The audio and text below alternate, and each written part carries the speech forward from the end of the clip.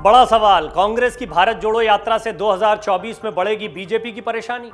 लोकसभा चुनाव 2024 से पहले कांग्रेस के सियासी आधार को दोबारा से मजबूत करने के लिए राहुल गांधी की अगुवाई में पार्टी की भारत जोड़ो यात्रा जारी है। 150 दिनों तक चलने वाली ये यात्रा 12 राज्यों से गुजरेगी। 3500 किलोमीटर से ज्यादा लंबी यात्रा का समापन जम्मू कश्मीर में होगा। कन्याकुमारी से शुरू हुई है, जम्मू कश्मीर में समापन होगा।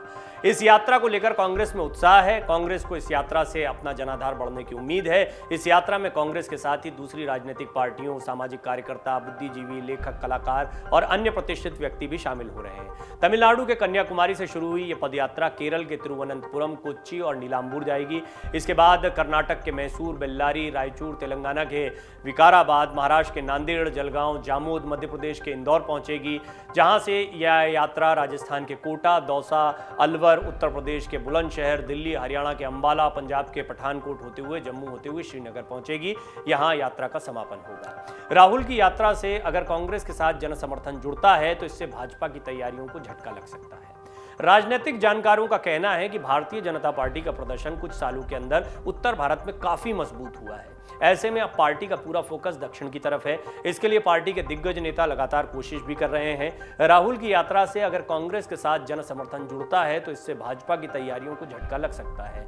भाजपा भी दक्षिण राज्यों को जीतना चाहती है। अभी दक्षिण के राज्यों में भाजपा बहुत कमजोर है। भाजपा के नेता ये जानते हैं कि अगर राहुल की इस यात्रा का कुछ भी असर हुआ तो ये उनके लिए मुसीबत बन सकता है। यही कारण है कि राहुल की यात्रा का तोड़ निकालने की कोशिश शुरू हो गई है।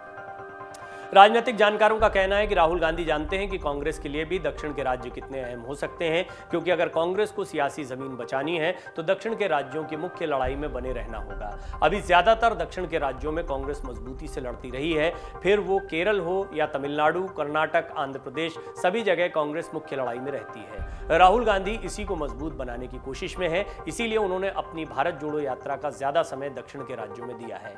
इसके अलावा राजस्थान, मध्य प्रदेश, महाराष्ट्र, हरियाणा, दिल्ली को भी छू लिया है।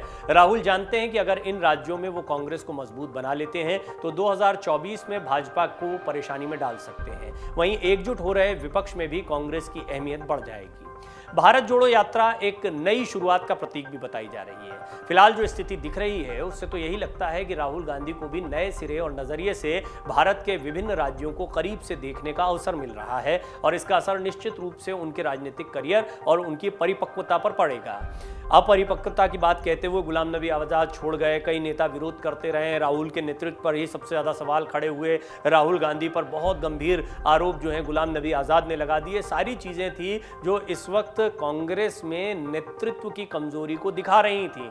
और नेतृत्व की जहां तक बात की जाए तो राहुल गांधी के अलावा फिलहाल कोई चेहरा नहीं दिखाई पड़ता जिसके इर्द गिर्द सभी लोग इकट्ठा हो जाएं। निश्चित तौर पर कांग्रेस में विरोध देखने को मिल रहा है, लेकिन फिर भी राहुल गांधी वो चेहरा है जो सर्वमान्य चेहरा हो सकते हैं। राहुल गांधी खुद 2019 में अध्यक्ष का पद छोड़कर गए थे। राहुल गांधी खुद नहीं चाहते थे कि वो दोबारा अध्यक्ष बने। राहुल गांधी को मनाने की कई बार कोशिश की गई। अब लेकिन जब वो भारत जोड़ो यात्रा पर निकले हैं, ये माना जा रहा है कि कहीं ना कहीं राहुल आत्ममंथन भी कर रहे हैं और वो अपना आकलन भी कर रहे हैं। जनता का अपने प्रति सपोर्ट देखेंगे और वो ये देखेंगे कि यदि जनता के बीच जाया जाए और इस तरह की यात्राएं की जाए या सीधे सीधे कनेक्टिविटी अपने वोटर्स और जनता से रखी जाए तो बहुत मुमकिन है कि वो अध्यक्ष पद पर रहते हुए भी कुछ कमाल कर सकते हैं। कहा जा रहा है कि भारत जोड़ो यात्रा एक नई शुरुआत का प्रतीक है।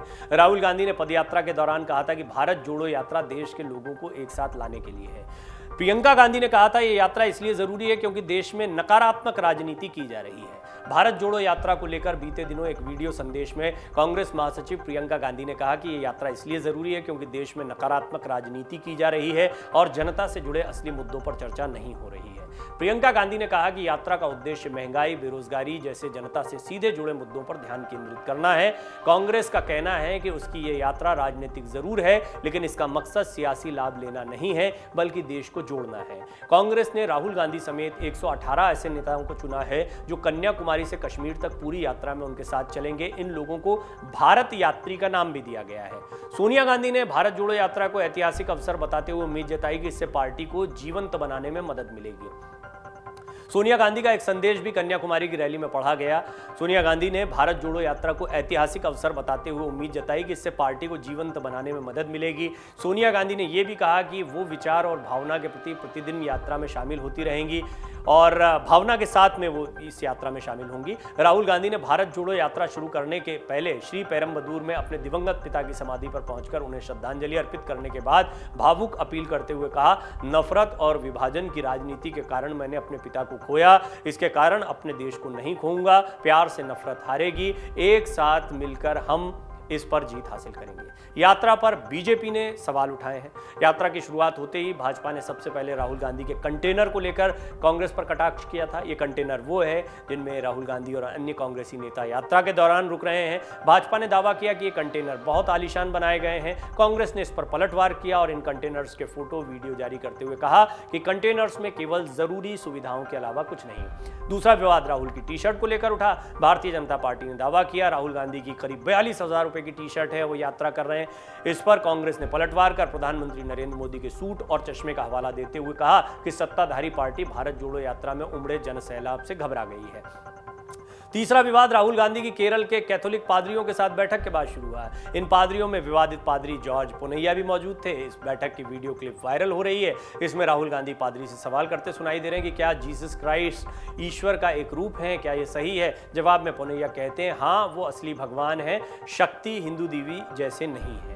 कन्याकुमारी में राहुल गांधी से ईसाई पादरी जॉर्ज पुनैया से भेंट पर भी भाजपा ने आपत्ति जताई।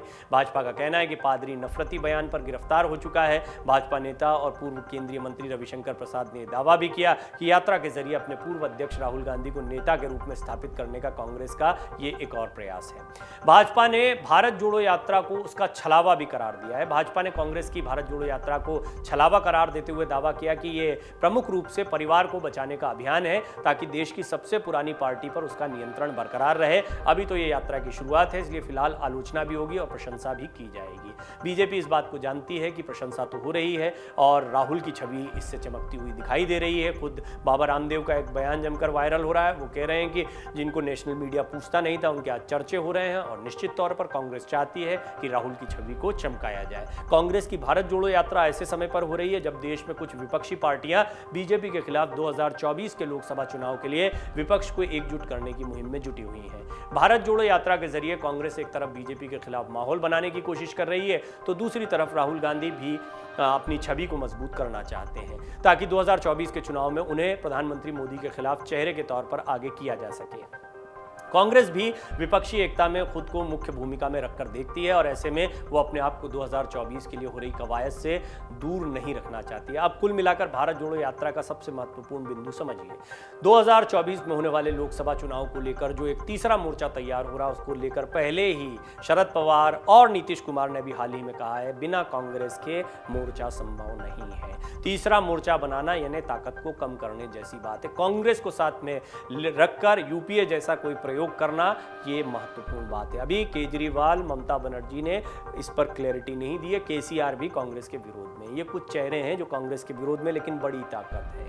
लेकिन इनके अलावा बाकी चेहरों की बात की जाए तो बहुत मुमकिन है कि नीतीश कुमार ने जैसे कहा है, शरद पवार जो है वो लगातार सपोर्ट करते रहे। हाँ, उत्तर प्रदेश में अभी कुछ समीकरण समझ में नहीं आता है कि बसपा सपा किस ओर रुख करेंगे, साथ में कभी रहेंगे, ये अलग अलग आपस में लड़ेंगे और जब 2024 का चुनाव होगा तो बीजेपी को चुनौती देने के लिए क्या कोई खास रणनीति बनाई जाएगी, किस तरह से सीटों का बंटवारा होगा, ये बहुत महत्वपूर्ण योजना होगी। लेकिन कुल मिलाकर अगर कांग्रेस एक बार फिर सेंटर में आती है किसी भी मोर्चे के तो ये तय है कि 2024 के चुनाव के पहले विपक्षी एकता बीजेपी के खिलाफ एक बहुत बड़ी चुनौती हो सकती है। लेकिन इसमें कितनी कामयाबी मिलेगी ये आने वाला समय बताएगा। हाँ, ये जरूर है कि भारत जोड़ो यात्रा यदि कामयाब होती है और इसे इसी तरह का रिस्पांस मिलता है तो निश्चित तौर पर राहुल की छवि मजबूत होने जा रही है। डाउनलोड करें अमर उजाला ऐप और पाएं खबरें लगातार।